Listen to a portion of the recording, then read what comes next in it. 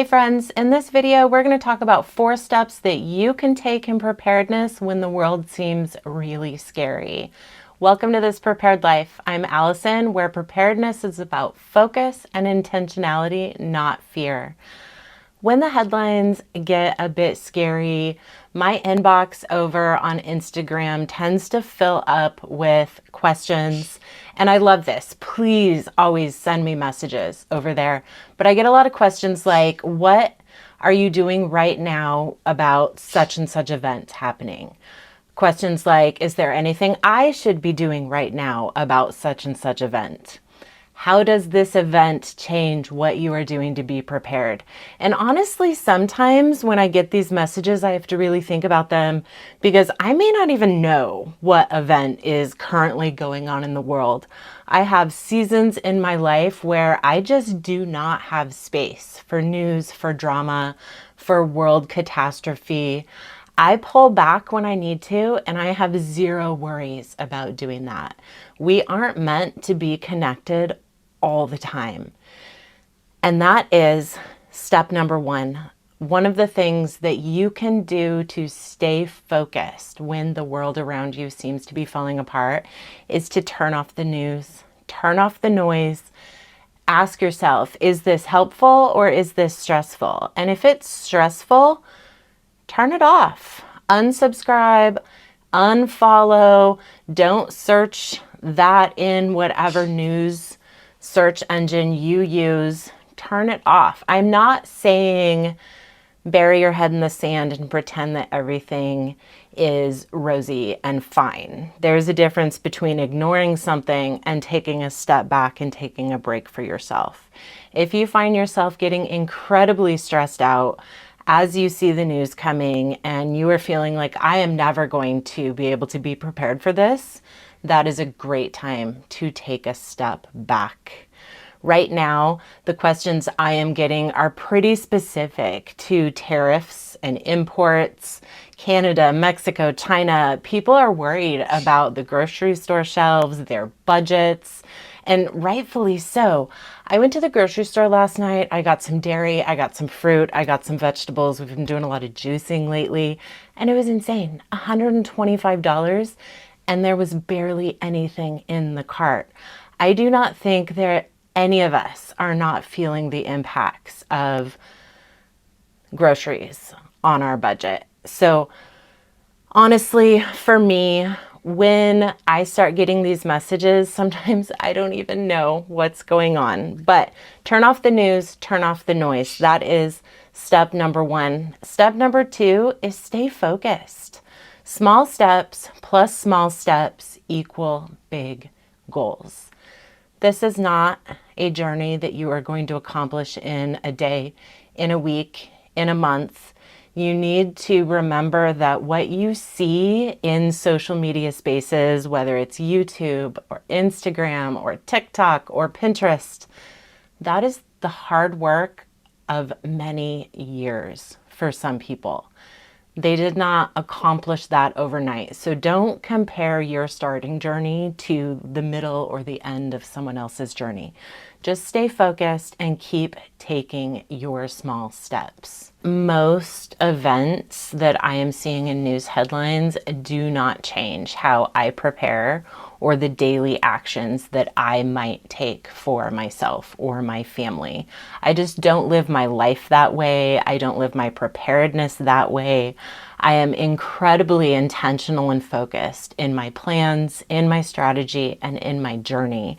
Part of that is because I have been doing this for a very long time. Over almost 20 years since we started learning about gardening, learning about raising our own livestock, learning about preserving, learning about food storage.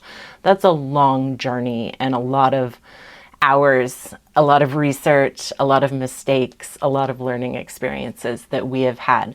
But that is tip number 3, and that is to be intentional and be strategic. No mad rush into the store. It is really easy to see a headline, oh my gosh, tariffs in Canada, Mexico, our grocery store shelves are going to be empty, and not put a lot of further thought into that. And that's because headlines sell news. That's what they are meant 4, stay tuned to the end of this video where I'm going to talk about how I go about researching a specific topic so that I can decide, does this or does this not impact my family? And it is something that you can use and implement in your own life. Tip number 3 was be intentional and be strategic. Every dollar matters. Every ounce of your energy that you pour into preparedness matters. Every inch of space that you use matters. None of us has an endless budget. Well, some maybe have an endless budget. I do not have an endless budget. I am betting you do not have an endless budget. Your money matters. Every dollar you spend matters. How you use the space available matters. We have lived in incredibly small houses and still made preparedness a priority in how we store items, even what we store. When you have a smaller space, you need to be more strategic and intentional about what you are storing in the space that you have available. And your energy matters. And this one ties in to that tip number 1, where if something is not helpful and it's stressful, turn it off, tune it out for a little while. If you are spending your energy on things that are stressing you out rather than building you up and helping you take your next action step, that is not entirely beneficial to you. Reevaluate how you use your energy and can you be more strategic and intentional with that. All right, so tip number 4 is just start. Take action. If you feel incredibly stuck and unsure of where to go or what to do next, think about something that excites you. What would be fun for you to learn or for you and your kids to learn together, and do it. Doesn't matter if it takes you a week, a month, or 2 months to accomplish learning that skill or building that prep. That's one more than you had when you started. So just take action on the next best thing for your family and your life. I like to compare preparedness to a puzzle. And most of us, when we think of preparedness, we think stuff. It's piles of stuff in basements, it's buckets of rice and beans, it's unused bins of things that sit there and get dusty. Stuff is important. We do need to have some supplies, but we also need to have skills.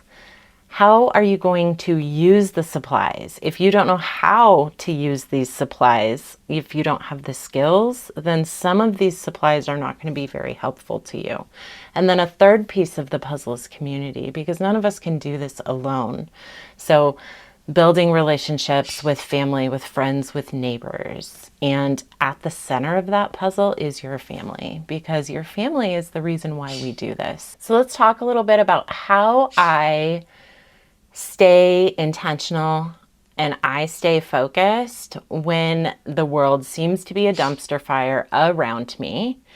And like I said earlier, sometimes I don't even know when things are going on until either I have a couple chats with friends, and we're all women who prep, and one of them might mention something. But if I happen to be in a season of life where I am shutting out and taking in less, I totally rely on the community around me to let me know, oh, I might need to look into this. So today and yesterday, my inbox over on Instagram is full of messages about these tariffs. And people are wondering, how is this going to impact me? How is this impacting you?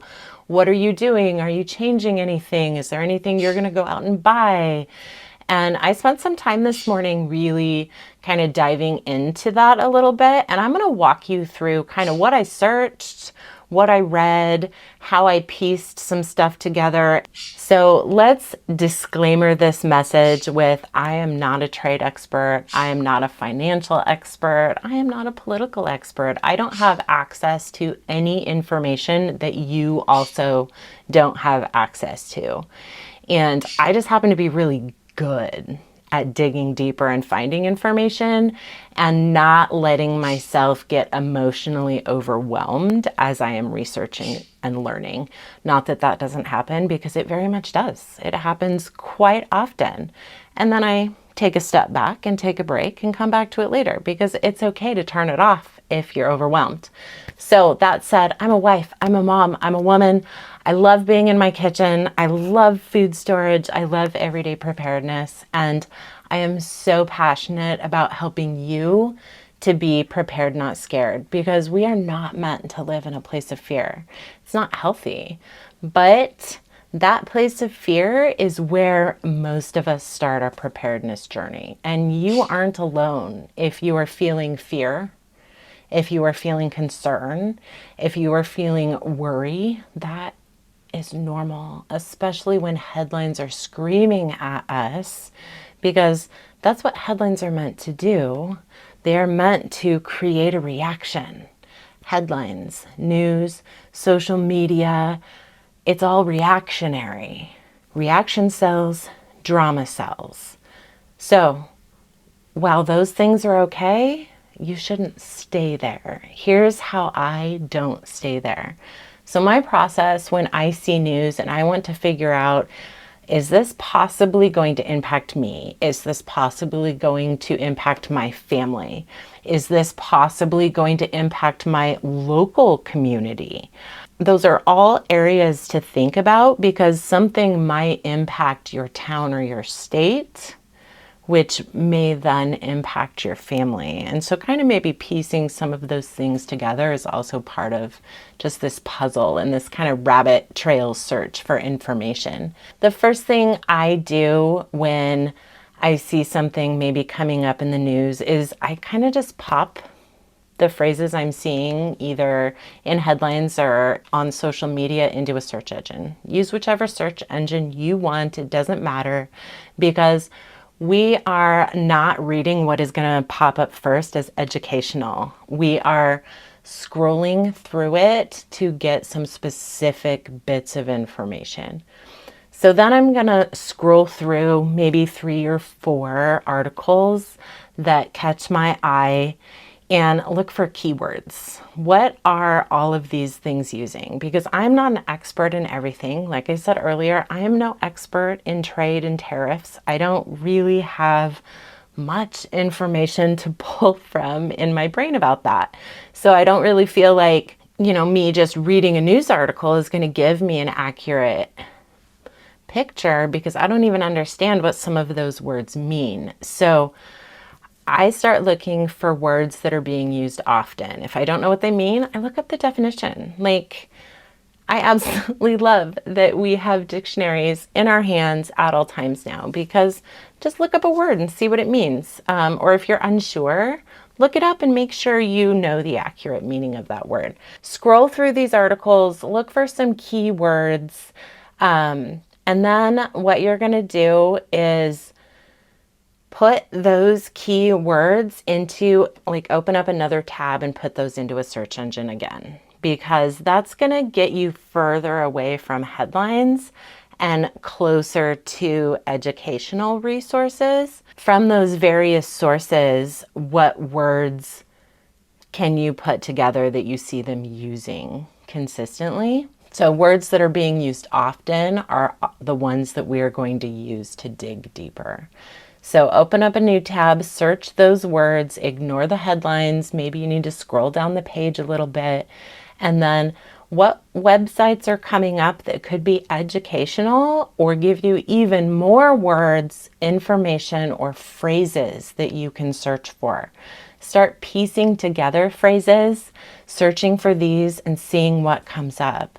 And this doesn't take very long, because I'm not sitting there reading everything. I'm scrolling, I'm looking for terms, I'm looking for phrases, I'm looking for information. I'm not necessarily consuming that piece of content. This is where I'm actually going to start reading information though. I have most likely by this point done 3 or 4 different searches. I have kind of narrowed out the more reactionary news headlines.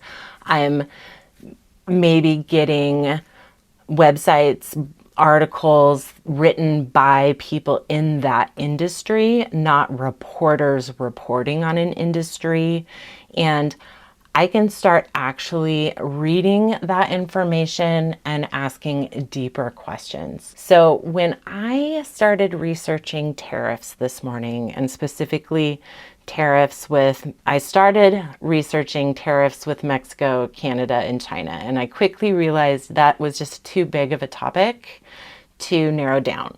So I just started searching products affected by tariffs. And this gave me a bunch of general things. It was news articles with like lists.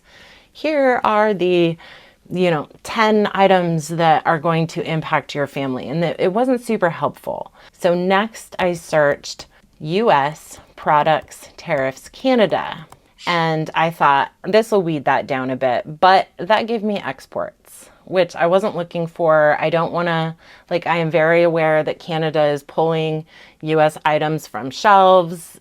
A whole thing is going to go on that is going to create its own set of problems.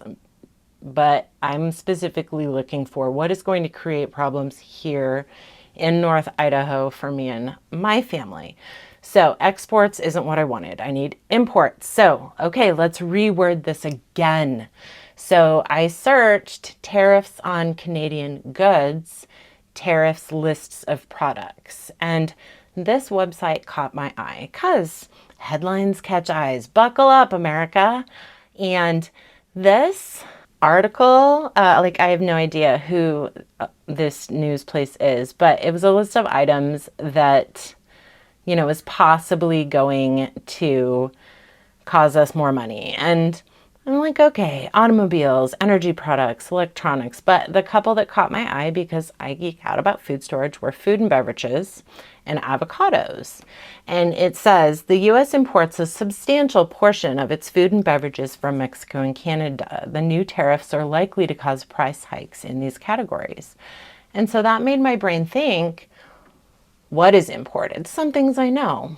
Fruits, vegetables, tropical fruits, bananas, tomatoes, avocados, things like that. But I wanted to know, okay, what else exactly that my family might eat is imported from Mexico or Canada?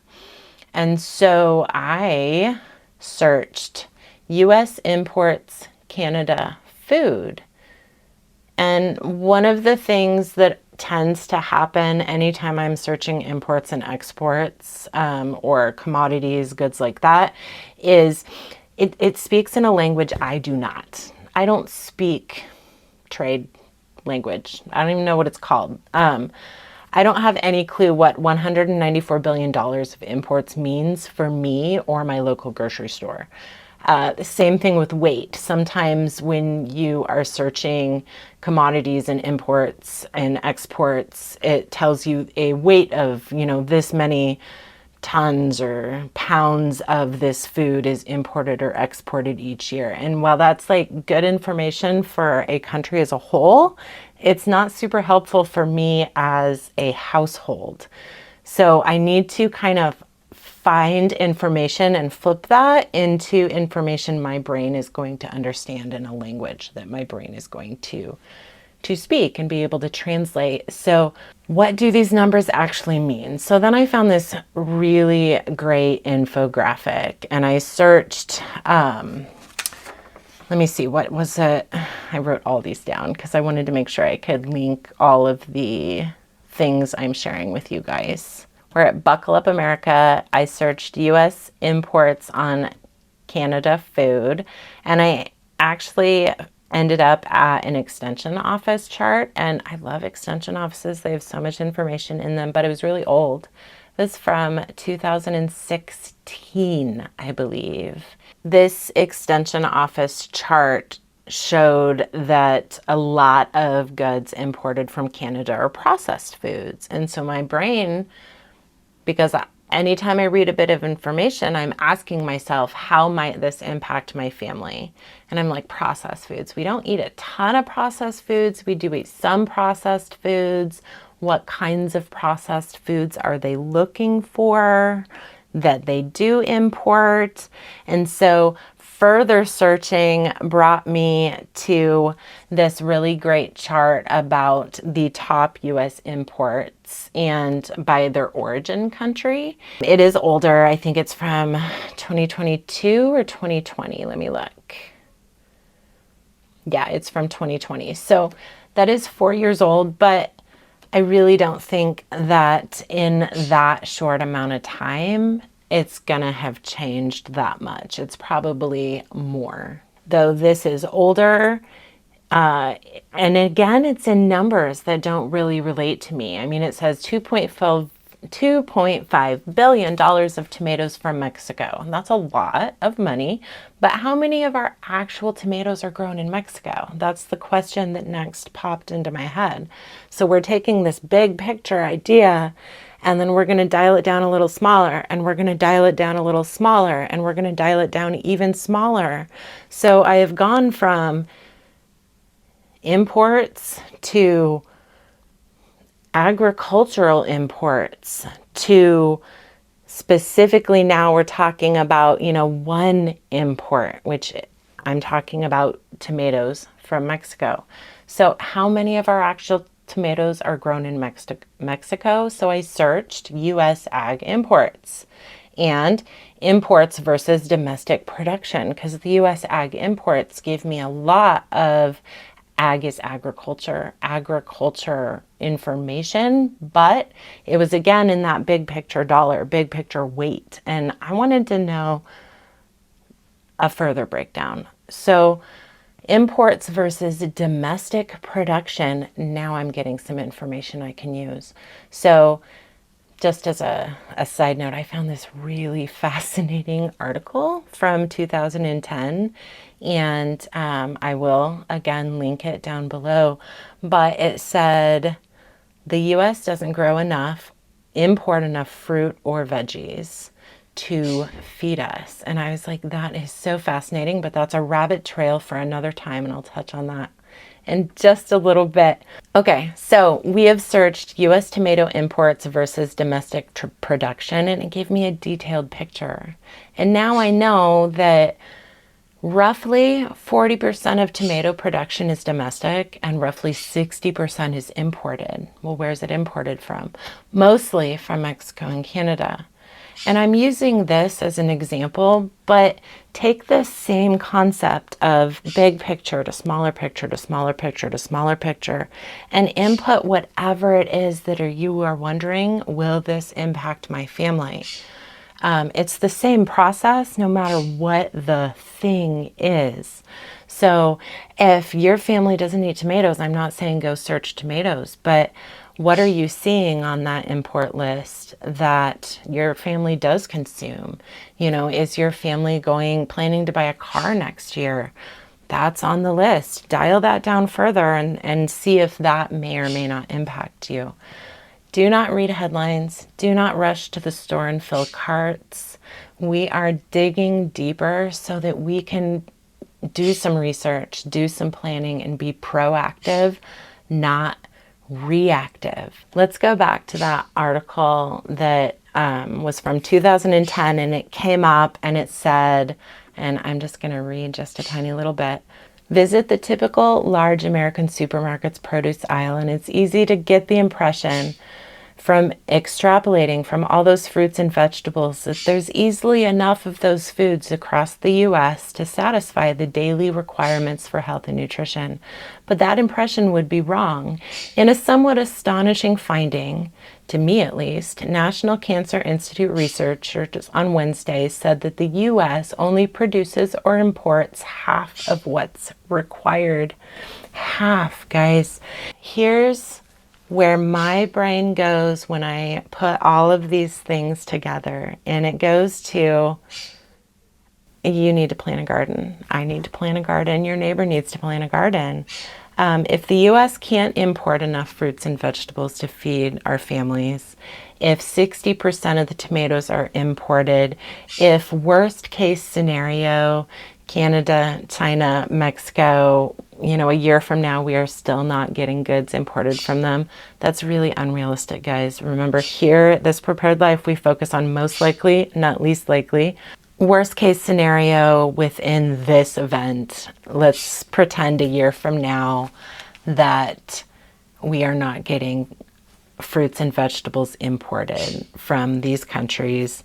So we are having a shortage of fresh fruits and vegetables. So what can you do? You can plant your own. You can garden. You can grow things in pots on your balcony. You can get a community garden plot. You can support your local farmers. Who do you know in your community that gardens? Maybe they would plant some extra because you have some other skill that they don't have. Maybe you make excellent sourdough bread and they want to trade sourdough for vegetables. Go find people in your community, go find your local farmers, and go plant a garden. Preparedness is about most likely over least likely, and it is about your family because your family is your responsibility.